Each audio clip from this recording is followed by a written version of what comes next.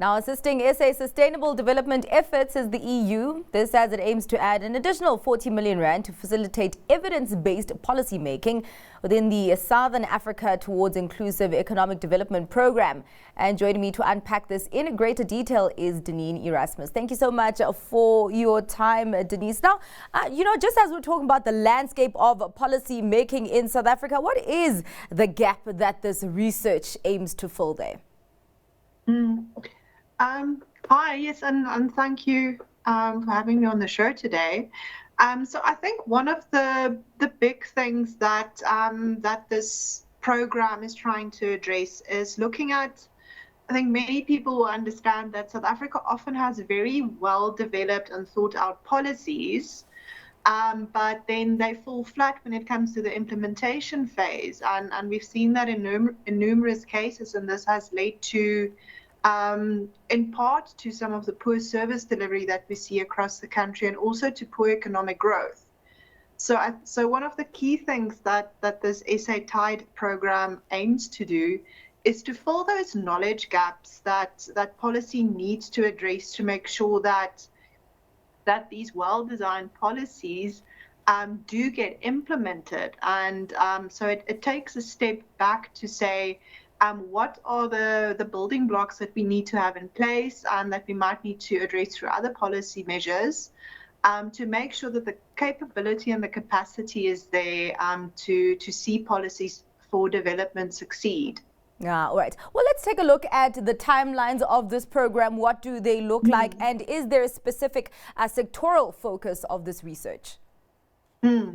So it is now in its second term, which will run until about mid next year. And the initial term really looked at sort of setting up the structure for research, and it produced a lot of very valuable research looking into things such as gender wage gaps, and also how, for example, policies aimed at job creation can be amended to make sure that there aren't structural issues that mean that they can't get implemented. For example, looking at transport, and if you want to create jobs, first make sure that the transport systems exist to get workers to work. And now in its second phase, the program has 5 focus areas. And one of them looks specifically at the food, energy, and water in the context of climate change. So it's got a very strong infrastructure focus, looking at how to build infrastructure in our energy and water sectors, and also in the agriculture industry, that will make these sectors resilient and adapted to climate change. Yeah. And actually, I mean, it seems that this is really, really important as we bridge the gap between, the policy making and also the implementation. I understand, obviously, the focus of this interview is that the EU has added more money. But is there really enough funding going into this type of policy research, or is there still a significant gap? I think when you ask researchers, they would also always say that there's a gap in funding.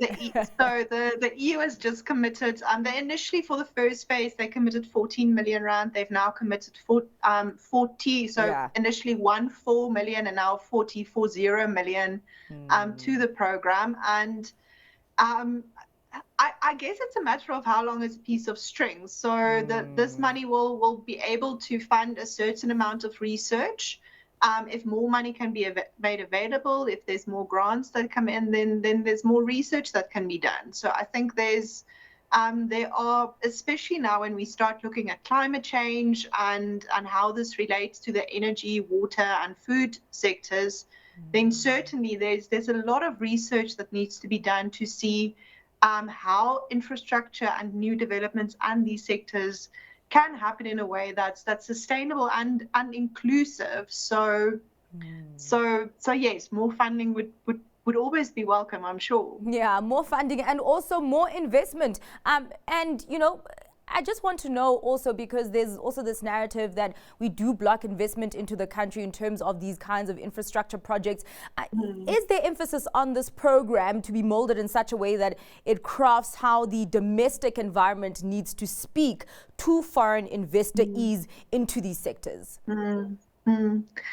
Um, that's an important question, and I think what some of the research that the program has already produced has shown is that in order to bring new investment in, and this is especially in the type of infrastructure projects that South Africa desperately needs now in energy and water particularly, we will most likely look at sort of more blended finance and bringing private and public sector together in those projects.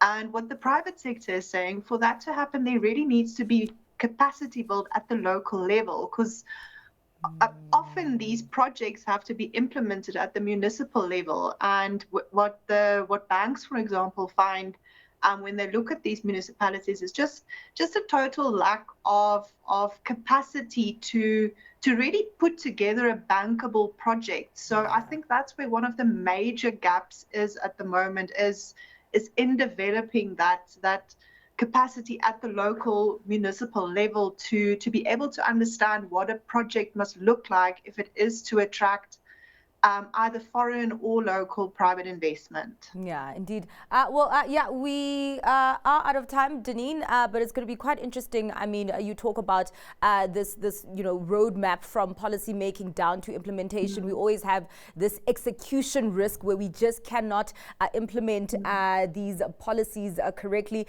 But of course, all of that will depend on willingness as well from the different sectors of the economy. Thank you so much for your time and for your insights today. That was energy writer for Business Day, Denene Erasmus.